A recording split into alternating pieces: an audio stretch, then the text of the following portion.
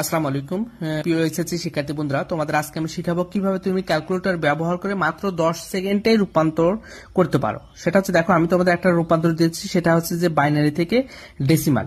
তো সেক্ষেত্রে প্রথমে দেখো আমার ক্যালকুলেটরটা নর্মাল মোডে আছে। তো সেক্ষেত্রে আমাদের আইসিটি রূপান্তর হিসাবের ক্ষেত্রে আমাদের আইসিটি মোডে নিতে হবে। সেক্ষেত্রে কি করতে হবে, মোডে দুবার প্রেস করবা। দুবার প্রেস করার পর দেখবে বেস 3-এ লেখা আছে, তারপর তুমি 3-এ ক্লিক করবা। করার পর দেখো এই জিরোর পাশে ডি লেখা আছে। জিরোর পাশে কি লেখা আছে, ডি। যেহেতু আমি তোমাদের দিয়েছি হচ্ছে বাইনারি থেকে ডেসিমাল, তাহলে দেখো এটা হচ্ছে ডিসি ডেসিমাল, এটা হেক্সা, এটা হচ্ছে বাইনারি, এটা হচ্ছে অক্টাল। তাহলে প্রথমে আমি কি করবো, এই যে বাইনারিতে ক্লিক করব।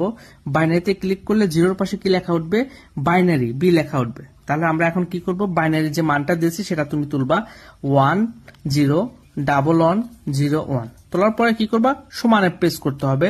সমানে প্রেস করলে এটা বাইনারি মোডে যাবে। এখন বাইনারি থেকে আমি যেহেতু ডেসিমালে নিয়েছি, তাহলে যে ডিইসি এই ডেসিমালে ক্লিক করলেই আমাদের মানটা চলে আসবে। তাহলে মান কত আসলো, এই বাইনারি থেকে আমাদের এই মানটা ডেসিমালে গেলে আসবে হচ্ছে 45। ঠিক আছে, আশা করি তোমরা বুঝতে পেরেছো।